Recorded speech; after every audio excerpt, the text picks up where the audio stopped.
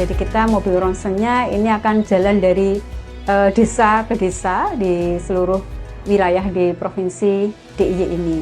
Saya sebagai orang tua dari Adelia sangat berterima kasih kepada pihak puskesmas yang sudah mengobati anak saya dengan sembuh sampai dari sakit sampai sembuh. Saya berterima kasih sekali.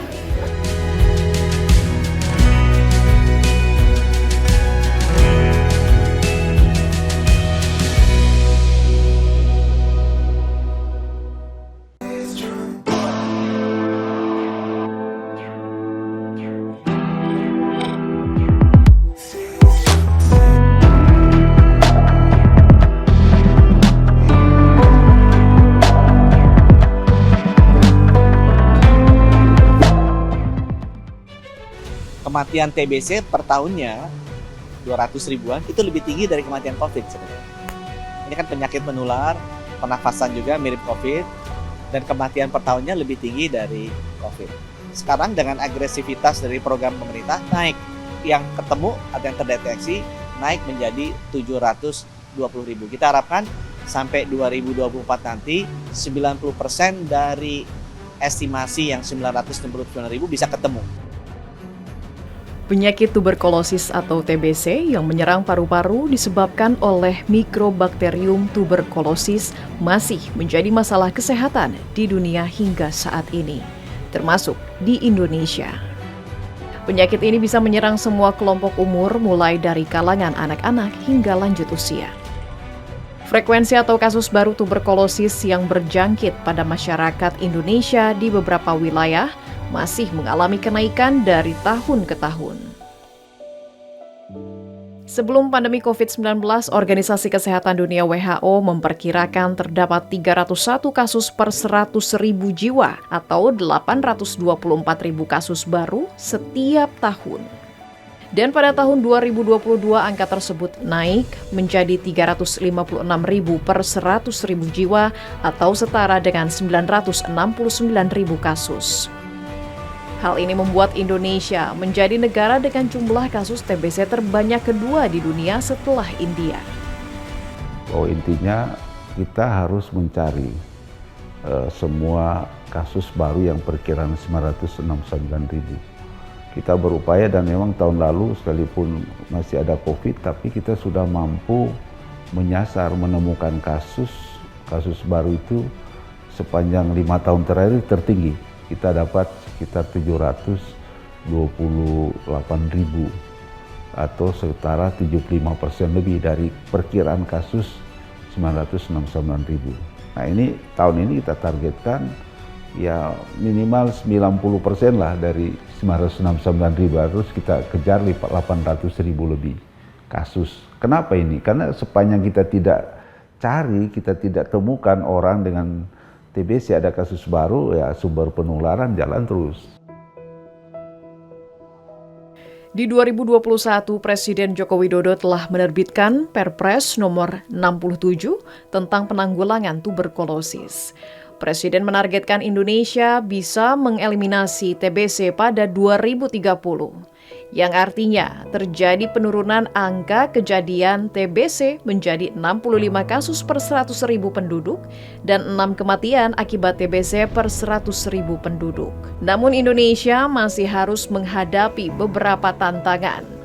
Hasil survei yang dilakukan peneliti Badan Riset dan Inovasi Nasional mencatat terdapat stigma-stigma di masyarakat terkait penyakit tuberkulosis.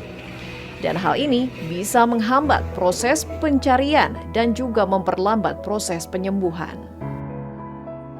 Nah, stigmatisasi itu juga masih terjadi dari tahun ke tahun. Dari tahun 2004 itu data kita 2004, 2010 dan 2014 itu 13% masih yang mengatakan bahwa akan merahasiakan jika ada keluarga yang sakit TBC.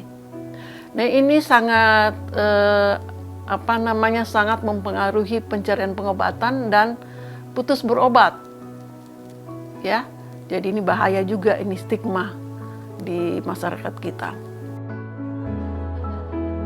Selain stigma yang tersebar di masyarakat, pasien TBC juga kerap menghindari pengobatan karena berdampak pada aspek sosial.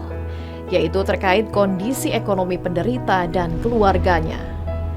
Hal ini karena pasien membutuhkan waktu berbulan-bulan untuk sembuh. Sehingga peran masyarakat dinilai menjadi salah satu kunci utama dalam menghilangkan stigma untuk mempercepat pemberantasan TBC di Indonesia. Peran masyarakat itu penting banget, utama banget saya kira ya, di samping medis dan Pemda, masyarakat punya peran yang sangat penting. Menghilangkan stigma, memotivasi anggota keluarga atau anggota masyarakat yang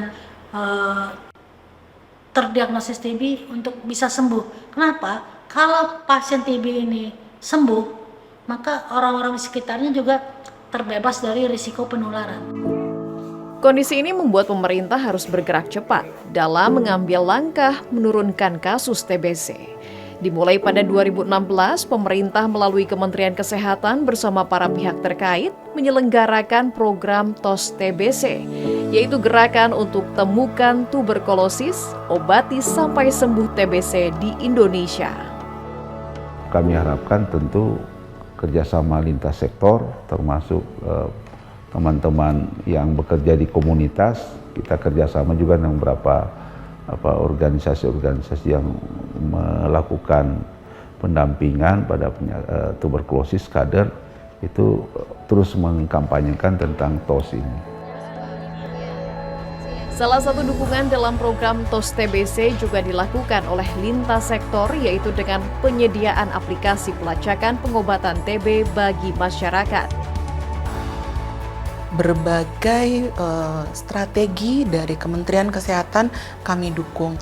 Jadi sebagai contoh, mulai dari pelacakan kasus atau penemuan kasus, Yayasan KNCIV Indonesia kami mengembangkan suatu aplikasi yang disebut dengan Sobat TB.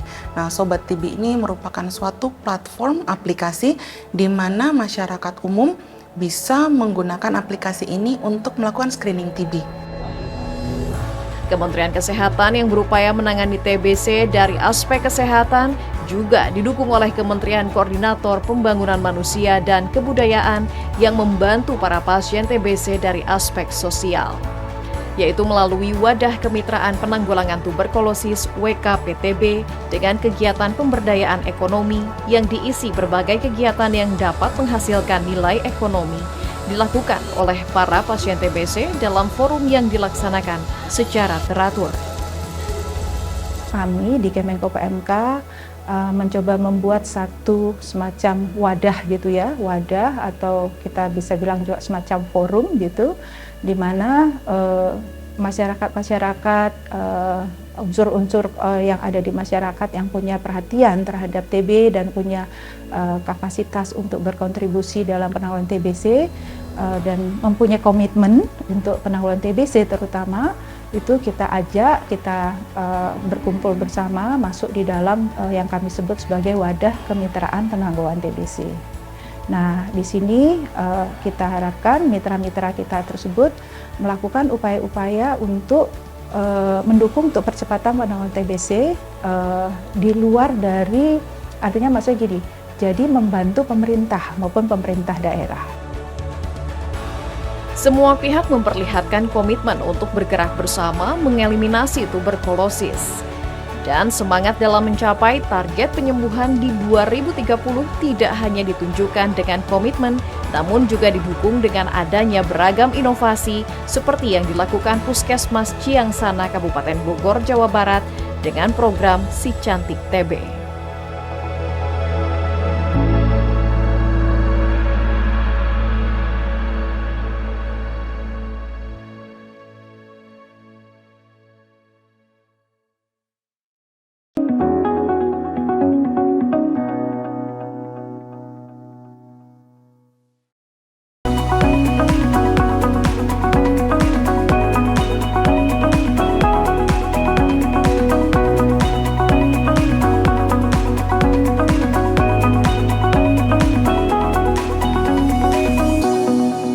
Saat ini tim sedang melakukan persiapan awal untuk melakukan pencarian badak.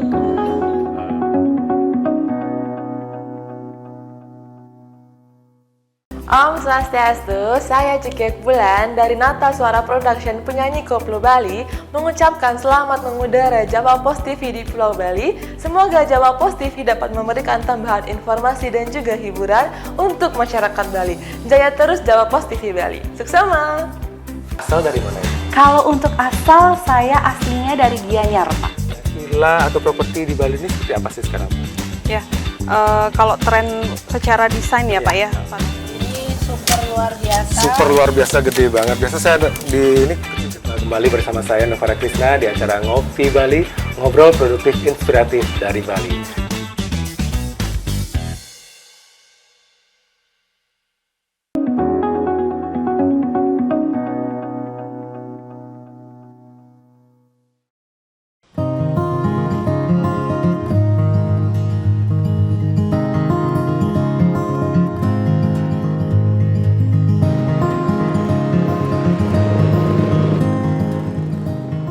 Di Kabupaten Bogor, Jawa Barat, tepatnya di Desa Ciangsana, Kecamatan Gunung Putri, terdapat sebuah puskesmas yang melakukan inovasi dalam upaya mengeliminasi tuberkulosis sejak dini, yakni Puskesmas Ciangsana.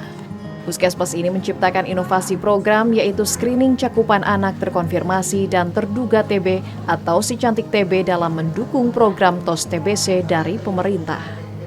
Pandemi COVID-19 yang terjadi selama 2 tahun menyebabkan terjadinya penurunan kunjungan pasien TB maupun penurunan cakupan imunisasi BCG yang mencegah anak tertular TBC. Hal ini menjadi latar belakang dicetuskannya si cantik TB pada Juli 2022. Nah, dari situ kita memikirkan atau mencoba untuk mencari suatu inovasi, bagaimana caranya bisa tetap kita mendapatkan men-screening anak-anak terutama, karena kita rasa bahwa ketika anak-anak itu terinfeksi maka biasanya ada sumber penularannya yaitu orang dewasa gitu. Nah, di tempat kita kan memang banyak orang dewasanya yang berpenyakit TBC, di mana si cantik TB itu merupakan suatu cara digitalisasi memakai HP ya, di mana kita di sini juga rata-rata lah semua juga sudah pada pakai HP. Jadi bisa men-scan barcode, kemudian tinggal menjawab beberapa pertanyaan-pertanyaan yang ada di sana ya tidak, dan kemudian melihat skornya.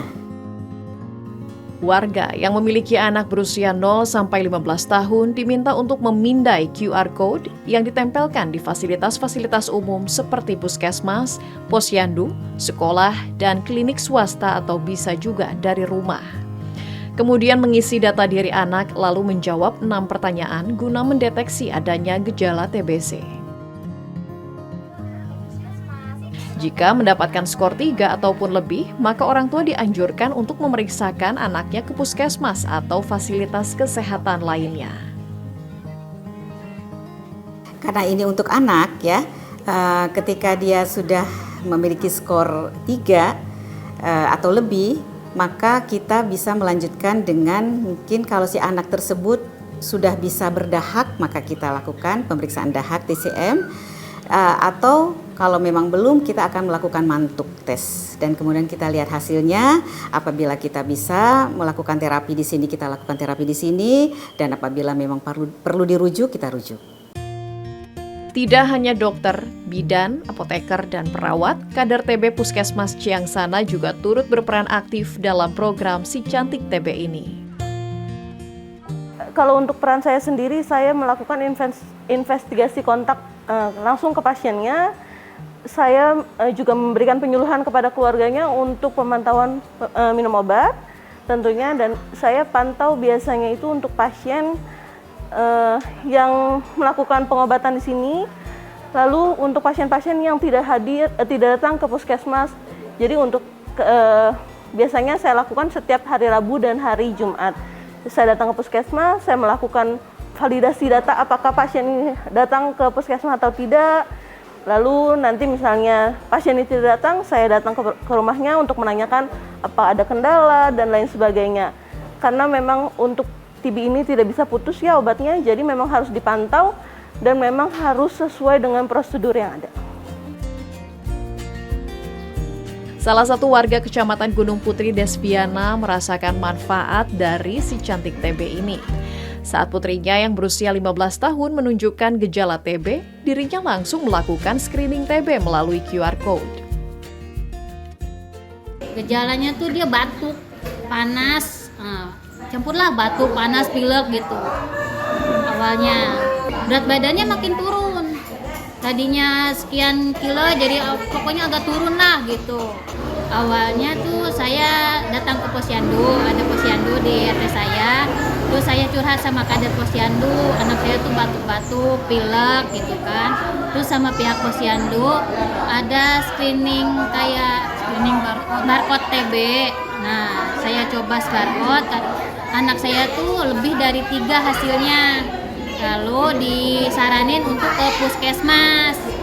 Nah, dari puskesmas anak saya tuh diperiksa.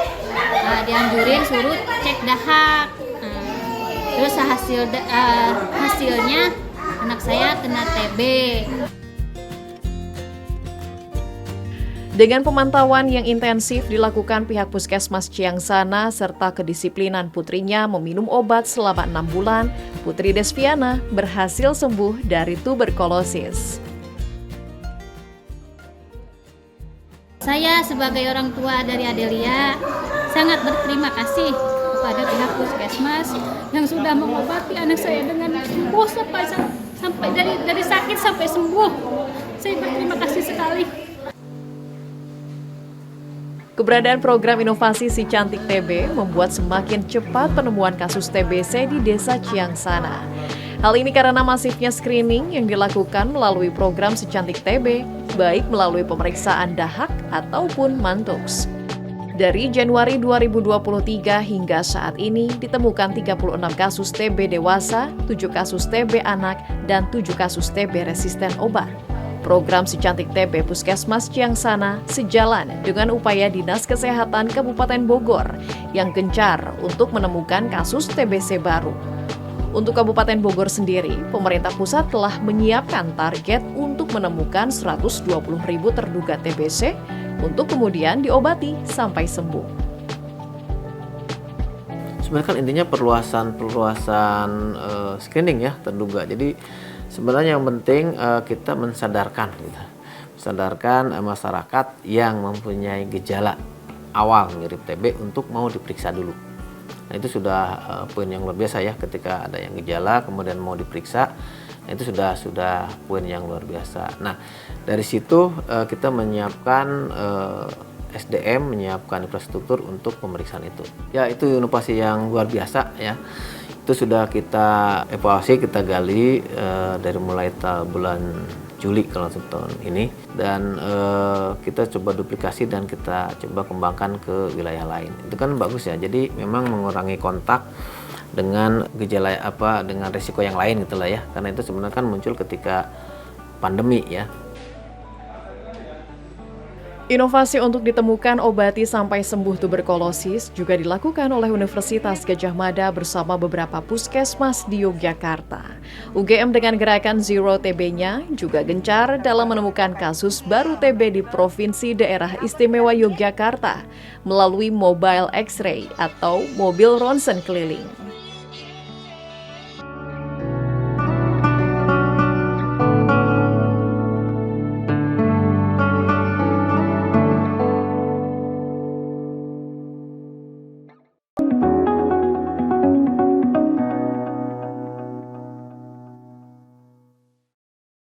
Kami dari Program Studi Ilmu Komunikasi Universitas Slamet Riyadi Surakarta mengucapkan selamat mengudara Jawa Pos TV di Pulau Bali.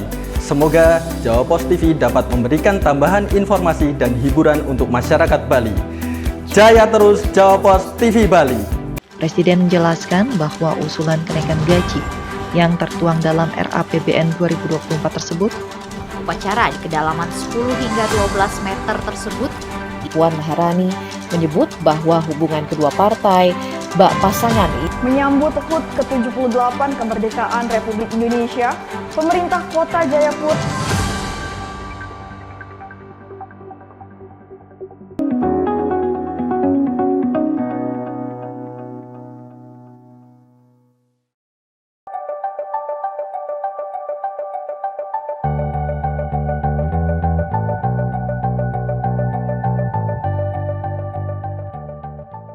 Permasalahan tuberkulosis di daerah istimewa Yogyakarta secara umum sama dengan permasalahan tuberkulosis secara nasional. Hampir 50% kasus-kasus TBC yang belum ditemukan dan diobati dan cakupan investigasi kontak yang masih rendah. Namun gerakan temukan, obati sampai sembuh atau TOS terus dikerjakan bersama-sama lintas sektoral. Universitas Gadjah Mada Yogyakarta sebagai lembaga pendidikan negeri di Indonesia juga turut serta dalam upaya pemerintah mengeliminasi tuberkulosis tahun 2030. Pasca COVID ini, itu kami menemukan lebih banyak pasien-pasien remaja yang datang ke rumah sakit dengan TBC yang berat. Nah, ini saya kira merupakan PR dan mungkin juga tantangan bagi kami di Pusat Kedokteran Tropis untuk mengevaluasi kira-kira apa penyebabnya. Karena masih ada beberapa kemungkinan. Apakah karena mungkin anak-anak ini pasca pandemi COVID, mereka tinggal di rumah 2 tahun, sistem imunnya tidak baik. Atau selama masa COVID, pasien-pasien TBC atau pasien-pasien yang bergejala sebenarnya dia TBC, dia tidak ke rumah sakit karena takut ya, waktu itu 2 tahun hampir tidak ada orang yang berani ke rumah sakit, sehingga mereka tinggal di rumah, anak-anak juga di rumah, mereka tidak diobati, ya, sehingga terjadi penularan di rumah. Pusat Kedokteran Tropis Fakultas Kedokteran Kesehatan Masyarakat dan Keperawatan UGM membuat sebuah terobosan dengan mencetuskan Zero TB Yogyakarta, yaitu kegiatan komprehensif dalam penanggulangan TBC menggunakan pendekatan temukan, obati, dan cegah. Terkait dengan inovasi bagaimana untuk meningkatkan temuan kasus TBC, ini kami melakukan kegiatan active case finding dengan menggunakan mobil ronsen yang berkeliling. Jadi kita mobil ronsennya ini akan jalan dari desa ke desa di seluruh wilayah di Provinsi DIY ini. Zero TB Yogyakarta menyasar pada populasi dengan risiko tinggi TBC seperti orang-orang yang berkontak dengan penderita.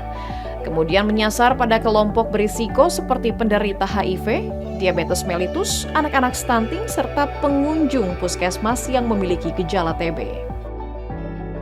Sehingga harapan kita bisa menemukan, menjemput bola, jadi kita menemukan lebih dini, dan biasanya kalau kita menemukan TBC lebih dini ini akan untuk pengobatannya juga akan lebih optimal ya dibandingkan menemukan dalam kondisi yang sudah berat.